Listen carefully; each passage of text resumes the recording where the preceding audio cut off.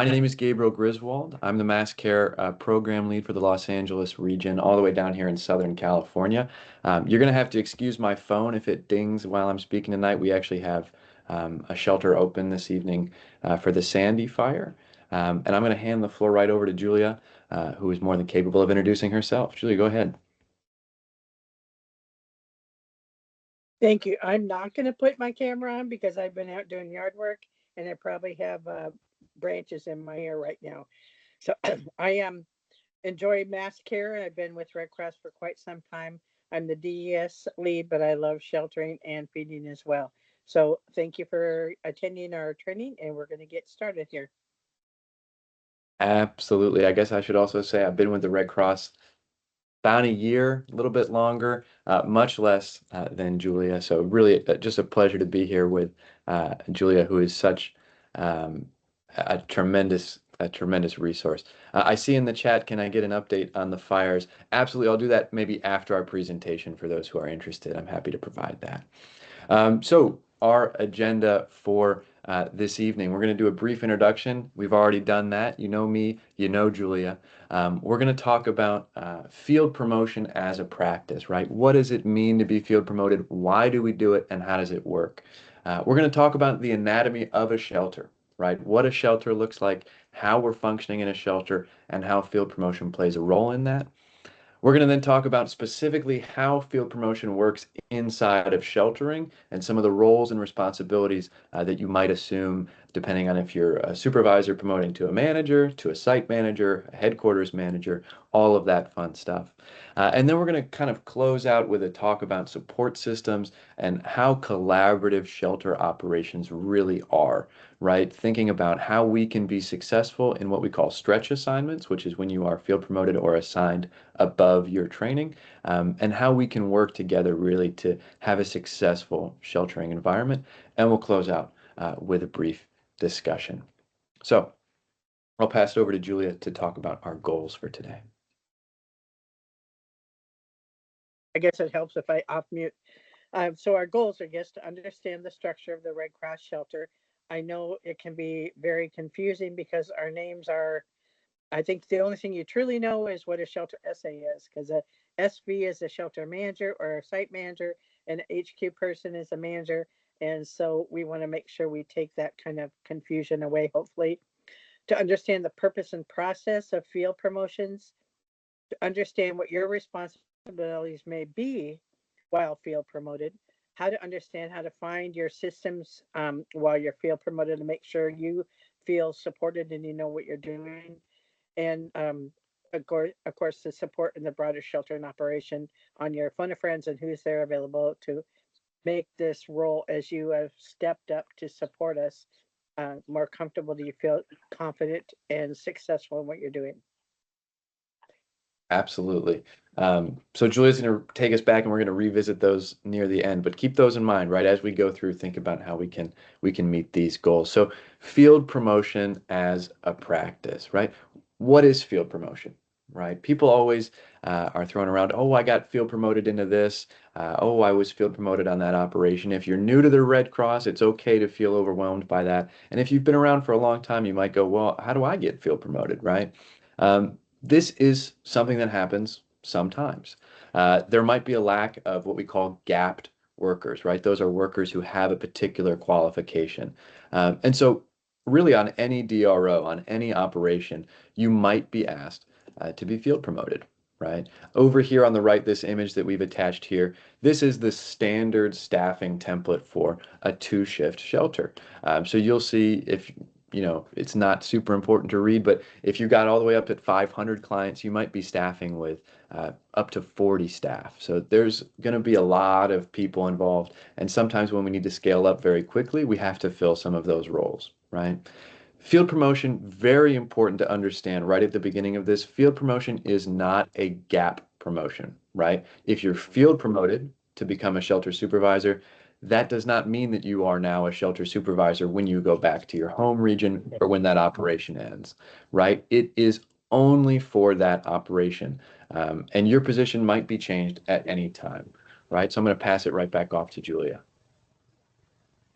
Thank you. One of the biggest things I want you to know and understand when you do get field promoted, make sure, because when you are assigned, is say you're assigned as a shelter SA, but they ask you to step up to be a shelter SV, make sure you get evaluated as an SV, because if your goal is to continue to promote, you need those evaluations at that level to get that evaluation. So if you are pursuing a gap and you want to make sure your supervisor knows and understands that you're interested in being field promoted if there's a need for this, and it doesn't guarantee it's going to happen, but quite often we run into struggles where we're either short staffed or need to shift some folks around. So let your supervisor know, hey, I'd like to try it if you're willing to put me in that role.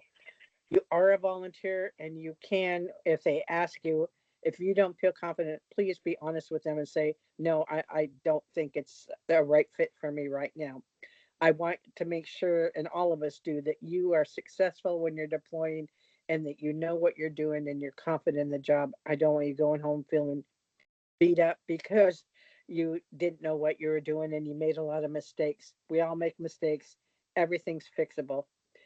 So you may receive just in time training from your supervisor and say, let me give you some quick insight on what's going on. And so that you at least know what you're doing and what is expected of you. Gabe, next slide. Absolutely. Here we are. So, field promotion process, right? As Julia mentioned, this can happen at any time. It could be the very first day of the operation. We need you to step into a supervisor position. It could be 2 weeks in, right? It could be your first day or it could be your last day. Typically, right, most of the time, you will only be field promoted one position up, right? So that means if I'm a service associate, I'm going to be moving up to a supervisor, right? I'm not a service associate being moved all the way up to, the head honcho of the whole thing. I'm just going to take that one step, right? And they have to be approved, right? A field promotion, if you are a supervisor in this room, or if you're a manager in this room, you can't kind of just willy-nilly go, oh, field promoted, field promoted, field promoted. It's a conversation, right? It has to meet the needs of the operation, and you have to reasonably believe that that person is at least trained enough to understand those roles and responsibilities, right? It has to be approved by an activity level manager. So that means either the sheltering manager or a different activity would approve their respective field promotions, right? Your assigned gap on the DRO will change to your new gap, right? If you've never been on a DRO, this kind of doesn't make a ton of sense to you. But if you have, you know that you do that daily check-in every single day, right? And on your daily check-in, one of those most important things it's going to say is your gap, which is basically your job. So if you're a sheltering service associate, it'll say MC-SH-SA, right? Mass Care Sheltering Service Associate. If you Okay. get field promoted, you've got to confirm that it would go and say supervisor, right? It's very important that that happens, okay?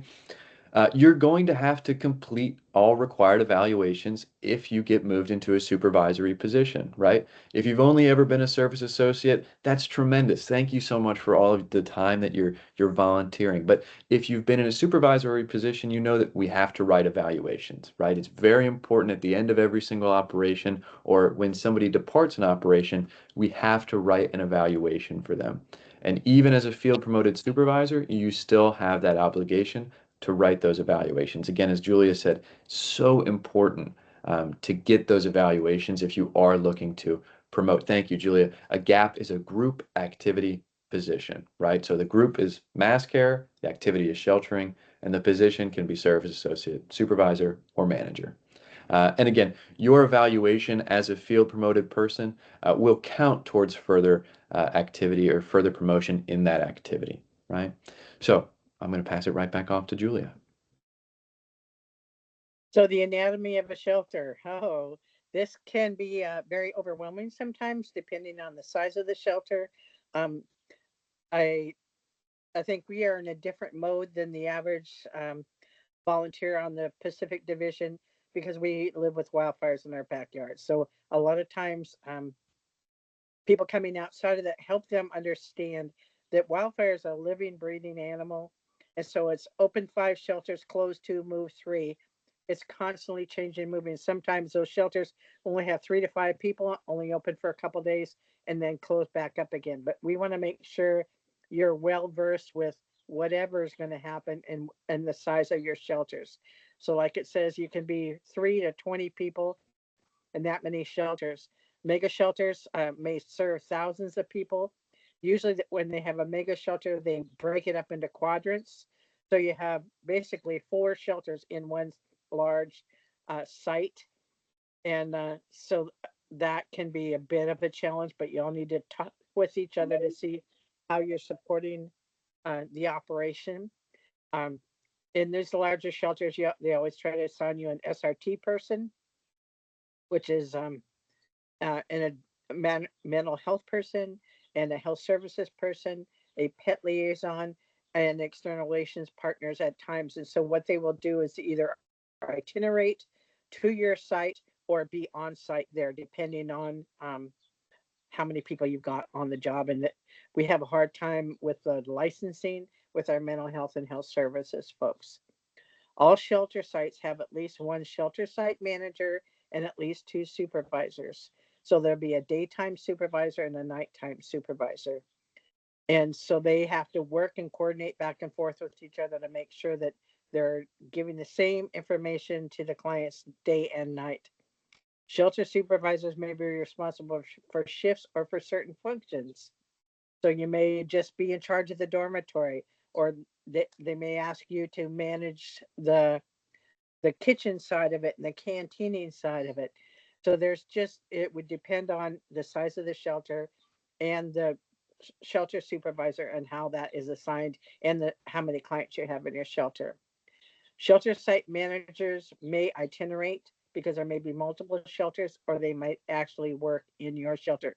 So the site manager actually manages all the activities in that shelter. The shelter manager for that, which is an SV, manages the shelter itself. So that's where I know you get a little confused. And then the shelters are all overseen by an HQ sheltering manager who are responsible for the overall sheltering activity. The HQ sheltering managers do not work in the shelter, they work at headquarters. Any questions or concerns or problems you may have will go back up to them and then they'll figure out what they can do to support you and bring the information back down. Gabe?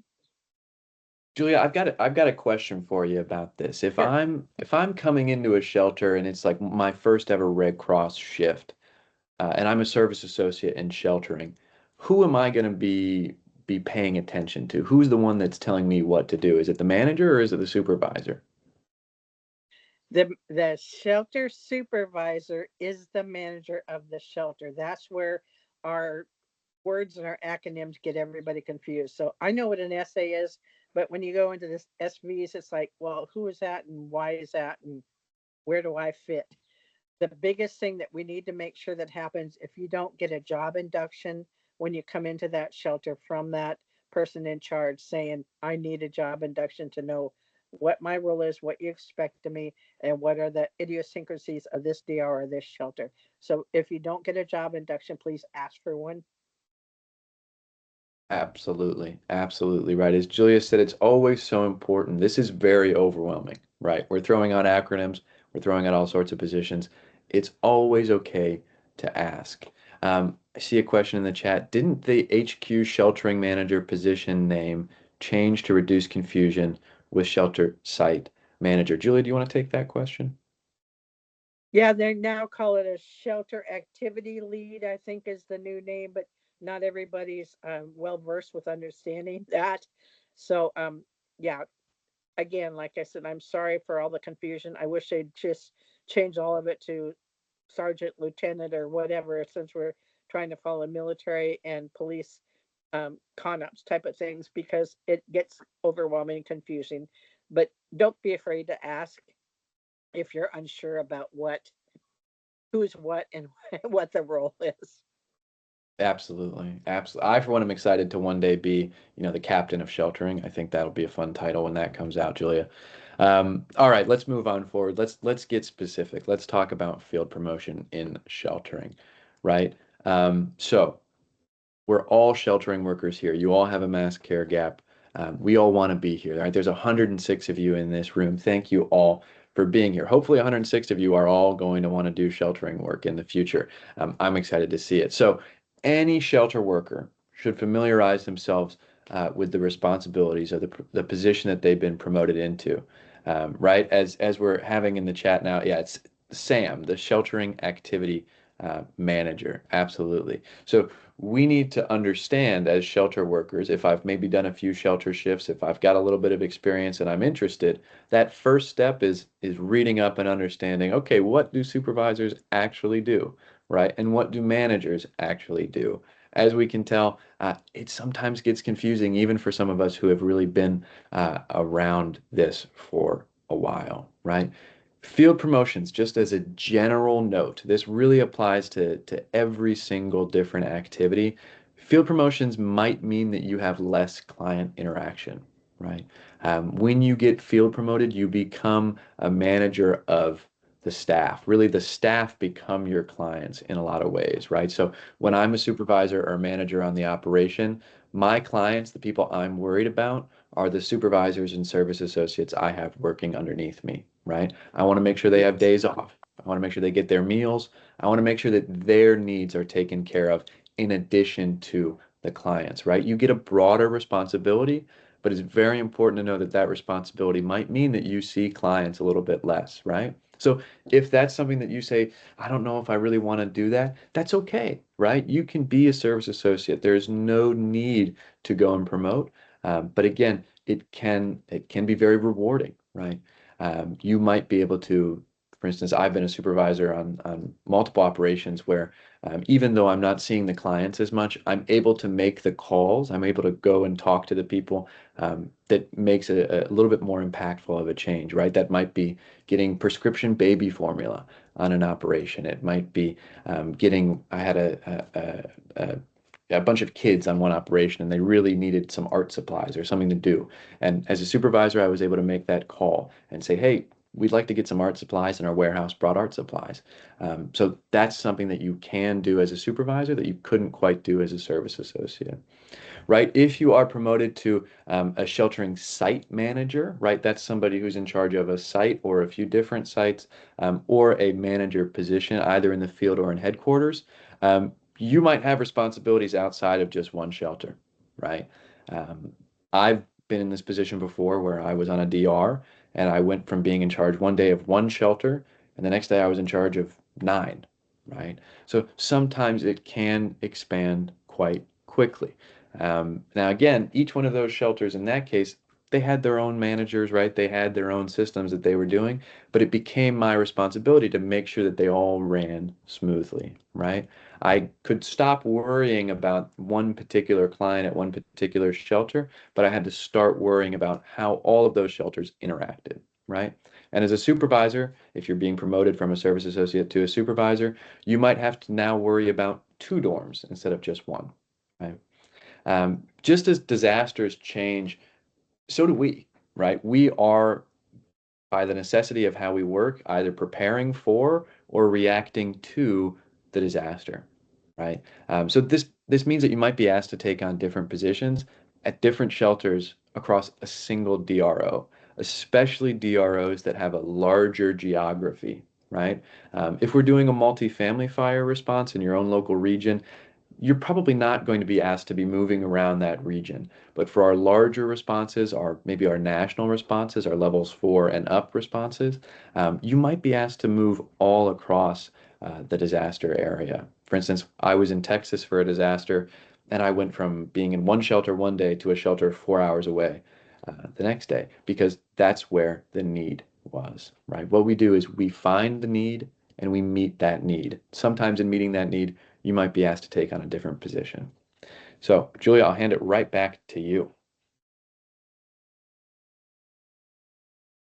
You are muted, Julia. I'll let you know there. Thank you. I'm talking to myself. The sheltering toolkit pretty much is your Bible. You pull it up whenever you need it. But again, the biggest thing I want you to know and understand, we are your phone friends. There are plenty of people in the PAC division that can support you and be your phone friend. Don't feel like you're doing this by yourself. Don't feel like you don't want to step up to be a supervisor or manager because you hear, oh, stress, stress, stress. Yes, there can be some stress, but once you learn the reporting systems and be honest that you know them or don't know them, there are always people that are willing to help and support you. So doctrine is constantly changing, so always make sure that you're looking at your toolkit and seeing any changes that may have happened. Like we said, we just had a new change with the name of the HQ sheltering manager is now called a SAM shelter, what, activity manager. Exactly. Attend, yeah, attend all the trainings in your region and the webinars. Please, we have some of these webinars that go back 2 or 3 years. Be careful because some of some of the information may have changed in the last couple of years because it has changed just in the last 6 months or so. And the operating a job toolkit is a critically important resource for when you're field promoted. So our goal when we're serving our clients is to make sure that they are served the same no matter what city, state, or county that they're in, that it's all the same, no matter where you're at. Absolutely right. We have a national standard to meet, and where is that national standard posted? As Julia said, it's all on OneSource. So I'm going to go ahead and I'm going to share my screen here, and we're going to take a quick little tour of OneSource. So let me know if you can see my screen. Let me get this pulled up the right way. Just a second. Okay, perfect. So we are looking now at my Volunteer Connection homepage. I hope that we're all very familiar with this page, right? I think that we've all seen it just a few times. You can ignore my very unhealthy amount of hours in that one particular month. 400 hours was certainly a lot. But it's very simple to find OneSource. It's very easy, I promise you. So we are going to come right up here, right underneath our picture, right underneath our name, and there's going to be a beautiful button that says OneSource. What are we going to do with that button? We're going to click it, right? So here we are. We're in OneSource, and we're going to get redirected right here. We're going to see a wonderful login page. If you're an employee, I'm sure that you don't need this. If you're a volunteer, you just hit volunteer, right? It's very simple. And we're going to log in to OneSource using our volunteer connection ID. Probably not using my email. I would use your own. And here we are. We arrive in OneSource. And this is the part where I think a lot of people get a little bit confused, right? Where do I go? This is kind of overwhelming, right? You're seeing all sorts of things. We've got a calendar for our national organization. We've got all sorts of things from other branches of service, right? So it doesn't necessarily feel like you know right where to go, but it's very simple, right? We've got a search bar right here. And let's say that we want to learn about something with sheltering, right? I have a general question. So I'm just going to type in sheltering, and it's going to pop up a bunch of options, but I can also just hit enter, right? And when I hit enter, I'm going to get a whole bunch of things pop up.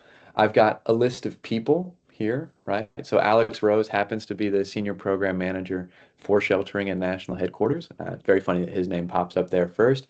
And I think we've seen it in the chat and a few other people. That sheltering toolkit is the first thing that pops up, right? So let's go ahead and click into it. We click into the sheltering toolkit and we've got a whole bunch of things, right? So they've actually updated this toolkit since we took the screenshot to put it in our PowerPoint last week.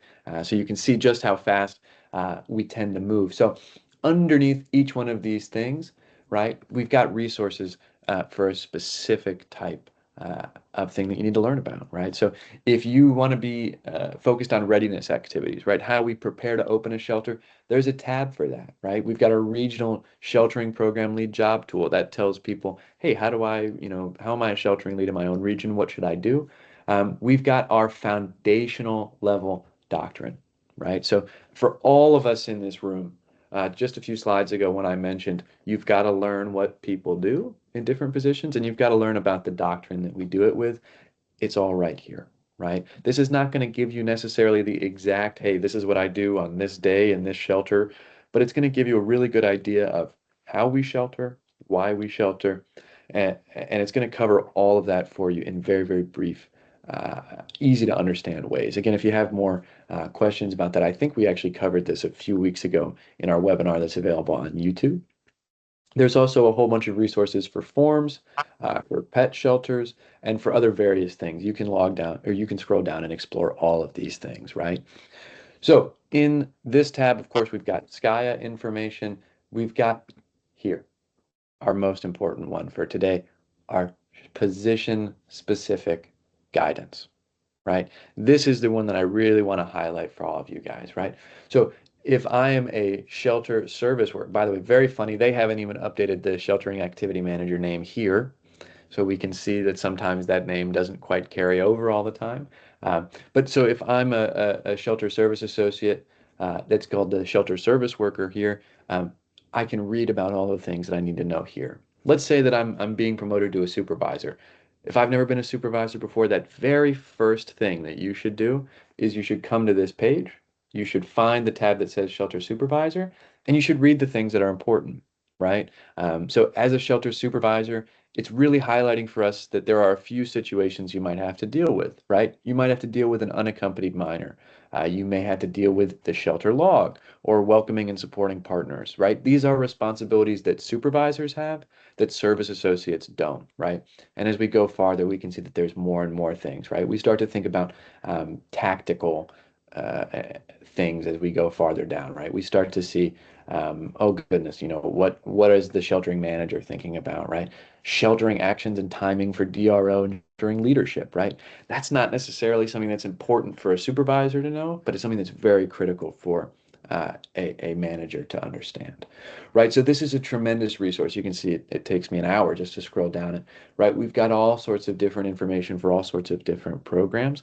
And of course, if you have a question, you can contact sheltering at redcross.org anytime. But again, there's a lot of great resources here in this room. And as Julia said, we are always here to be phone and friends. Now, one source, as many of you know, not just for sheltering, right? You can see here on the left, if you'd like to explore, there's a whole bunch of different things. We're here today as part of Mass Care, right? Pacific Division Mass Care, and you can explore all of your different Mass Care activities here.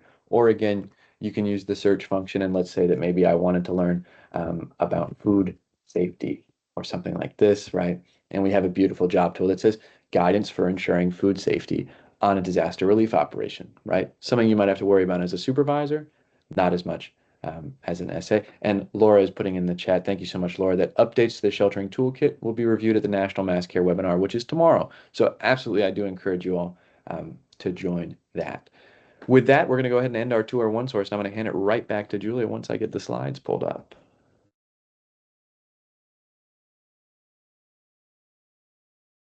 Give me just a few seconds. It should be pulling up here momentarily.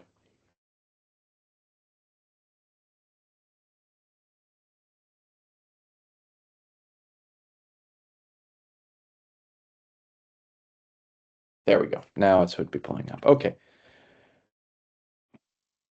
And there goes my watch duty, sending me a note about those wildfires just down the street. So here we are, Julia. I'll get it right to you. Here we are.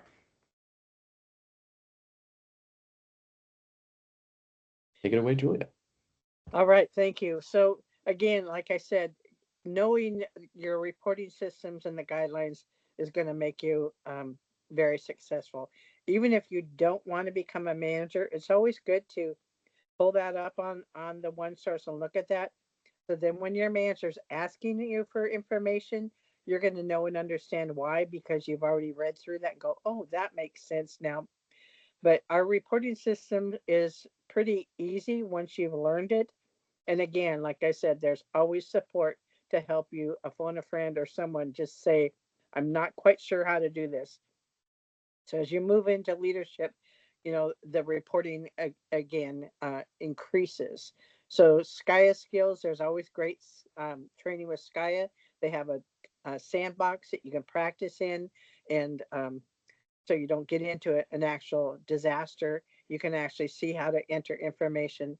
The SRT triage and CMIS, it used to be that you had to wait for SRT to do any kind of things, and that health services had to do the CMIS. But now the shelter workers do that and complete that uh, right up front because it gives us a vision to know what kind of type of clients do we have and what their needs are. And some of them we can support a lot easier and faster and move them on a little quicker. We have really gotten embedded into WebEOC. That is something that you could ask to do if it's a busy DR. A lot of um, leaders will ask if they can have an admin manage all the WebEOC because they put in mission tracker items and they have requests or needs that they'll put in there, and then it'll show up either under feeding or sheltering or DES or whatever their request is, and you can accept those things or not. So you have to ask for permission to open that up and use that. But if you have a shelter supervisor manager that wants you to be that admin person to help support that, they can ask for you to have access to that. The shelter counts and meal counts are vital because that is our data that we turn in when we have um, community members that are saying, "You're not taking care of my people." We can say, "Yes, I serve 486 meals in your county, and we have 4 shelters open with 400 clients in the shelters." Um, and it's what we use to promote the fact that we're looking for donations because we live on the donor dollar. So our numbers are very important, collecting all that data. And of course, you always want to track your staff because someone is going to ask you what what hotel are they staying, what's their room number, are they driving a rental car, what's the key fob number, what's their last working day, what did they have a day off. So always spreadsheet everything because someone's going to want to know that information later on. So if you're not a spreadsheet aholic like I am, I start learning how to use those and ask your friends to support you. And I believe even in Precipio, there's some great classes. It used to be only offered for paid staff, but now it's for volunteers as well. And it's classes on how to get organized, how to deal with difficult situations, how to deal with difficult people. I believe there are some Excel classes in there. Excuse me. So just prepare yourself and be ready. If you're looking to promote up and you want to, and you know that you may end up being field promoted. Yeah, absolutely, right. It's all about being prepared, right? There's all sorts of acronyms on this page. You got Sky, you got SRT, you got CMIST, you got WebEOC. It's acronym salad, right? It's a whole bunch. If you feel like you don't know about this, go look on OneSource. A lot of these resources are there, or ask a question, right? Um, I'll tell you a little story that when I was on an operation for the first time, I had absolutely no idea how to use Skya. I was horrible at it. I had no idea. And I went and I asked my supervisor, and she came over and we talked for about 10 minutes. And all of a sudden, I was good at using Skya. But it's all about asking, right? It's always okay to ask, and that's always what we want you to do. If you don't know, ask. You don't have to, worry that, oh, if I don't show up with perfect knowledge, it's not going to go well. It's always okay to ask, right? And that's exactly the point on this final slide. Um, if you choose to be field promoted, right, it's important to remember that it's your choice, right? If somebody offers it to you, you can always say Yeah, no, but as also Julie they'll said. put some warmth on your bones. Somebody is talking there. Let's turn that off. Okay. If you choose to be field promoted, right, that's always your choice. Okay. You can go up for a field promotion. You can actually say, "Ah, gosh, I feel like this isn't right for me." And you can tell your supervisor, I'd like to go back down, right? Doesn't happen very often, but everything should be an open conversation between you and your supervisor, right? By taking a field promotion, you're making their job easier, right? So ask as many questions as you can and become familiar with the responsibilities of those around you, right? Um, it's always okay to not know, but I don't think it's okay to not ask questions when you don't, right? You've got to be comfortable saying, man, I really don't understand. Maybe as Julia said, I don't understand why we're reporting all these numbers this way and things like that, right? Ask, right? I'm always happy to explain it as a sheltering manager, and it always helps people understanding why we're doing things, right? It's always about understanding how you fit, right? Every single shelter worker is there for a reason, right? we all share the purpose of, wanting to care for our clients, right? We want to prevent and alleviate human suffering, right? We're all there for that, and we all play our own little different role. And sometimes field promotion is about understanding what's different, right? And it's okay to make mistakes. It's always okay to make mistakes. I've made countless mistakes. Julia, I'm sure that you've made mistakes as well. We all make mistakes, and it's okay. I see that Brenda asked in the chat, if we decline once, does that mean that we'll never be asked again? No, no, absolutely not. It might mean that you're not going to be asked about that position on that operation, but absolutely not, right? If you say, "Man, this operation is a little bit overwhelming. I don't know if I want to be field promoted," that's fine, right? You are always, always, always, always considered for future operations, right?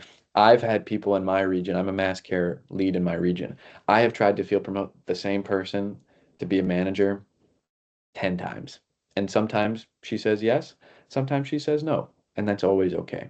But I always come back and I ask her because I think she can do it, right? If you're being asked to be field promote, if you're being asked to field promote, it's because somebody believes in you and believes that you can do it, right? Scott came in with a chat with wonderful advice, right? Try to learn who your regional sheltering program lead is, because they're going to be your best regional contact, right? If you don't know who that is, contact your region, right? You should have a contact. Your CDPM, your disaster program manager, should know, and they'll be able to get you in touch with them, right? Um, and where's the Excel training for volunteers? I'm not sure exactly what sheet that's referring to, but most of, okay, on Volunteer Connection, click on Edge. Precipio is the tile on the right. There it is, right there. Alan came in with the answer. So our final point then on this slide, find your phone a friend. It could absolutely be us, right? My phone number is available. It's in my email signature. I think it's on the slides. You can call me anytime, right? Julia, I'll let you speak on your own. By the way, Julia, you're muted before you speak, but we're always here for you. I'm always available, so don't be afraid to text, call, email, whatever. I want to make sure that you feel successful. And I've had people call me and say, they're asking me to do this. Is this normal? And it could be normal and it could not be, but because of the disaster, they may have had to tweak some situations to make it work. So don't be afraid to ask a phone a friend. Absolutely. Thank you so much for that, Julia. Now, go ahead, Julia. You'll close it out for us here. I'm talking to myself again. We hope that we've achieved our goals and that you understand the structure of the Red Cross shelter a little bit better. It still can be a little confusing, overwhelming. Understand the purpose and the processes of field promotions. It happens. It could be on a large DR, it could be on a small one. It just depends. To understand what your responsibilities may be while you're field promoted and how to find support systems while field promoted. The phone a friends, the one source, call back to your CDPM, whoever you need to feel confident to be able to support, and to understand how to support the broader sheltering operation. Everyone's there to help, and everyone is. We're a family. I mean, I call these a family reunion a lot of times when I go on a deployment because everybody is willing to be there to support and help each other. We all want to be successful because it's about the clients first and then us second. Like Gabe said, when you go into leadership, your clients now become your co-workers and the people you're working with. So you want to make sure they're successful as well. Absolutely. I could not have said it better myself. We're here at the end of the presentation. I see a few things in the Q&A and in the chat saying some of these acronyms are confusing. I don't quite understand all of them. Go ahead, if you have any acronyms at the end of this that you still aren't quite sure about. I think somebody put an acronym list in the chat. I'm always happy to help explain those, but if there is anything that I think Julie and I want you to take from this, it's that always ask questions, always come in with an open mind, and always recognize that we as Red Crossers, be it as a service associate or as, the job director, we're always there for our clients and for each other, right? Sheltering is a collaborative effort. And we want you all to work together, to work with us, and to work as a team to make the biggest impact that we can for our clients' livelihoods, really. So we do have quite a bit of time for any questions. I think we've covered quite a bit. So if anybody has any questions, feel free to go ahead and put those in the chat. You can use the Q&A feature as well. I see that Laura, looks like you raised your hand. Please go ahead, Laura. Yeah, sorry, I'm driving, so no typing. This is bad enough. So I had a question about the HQ position. Is that just for the future sessions? Is that something that can be done? I'm a duty officer, in which I do all remote from home. Is the HQ position where you have to actually be in an office with Red Cross office, or can that be done more remotely? Depends It on the truly opportunity. has to be on the job. Yeah, you are interacting with your shelter teams, and you need to be able to get out of that office a lot of times and check on your shelters if it's all possible. But you're also working with all the other mass care leaders that are in that headquarters building. So you want to be able to access and talk to your DES, your fulfillment people, your feeding people, and any other folks. There's a lot of meetings involved, and that's the best way for you to know and have a pulse on what's going on. So HQ is within the community where the shelters are. It's wherever they set up the HQ. So it could be, depending if the shelters are spread out and there's quite a few of them, you could be an hour away from the shelters. It just depends on. Okay, yeah, my first assumption was that, for example, I could be in Eugene, Oregon, and the fires or the shelters are in LA. It doesn't sound like it's like that. No, if you're in Eugene, Oregon, let's hope that the HQ shelter or HQ site would be in Salem, and it's just a couple hours drive then. Right, okay, thank you.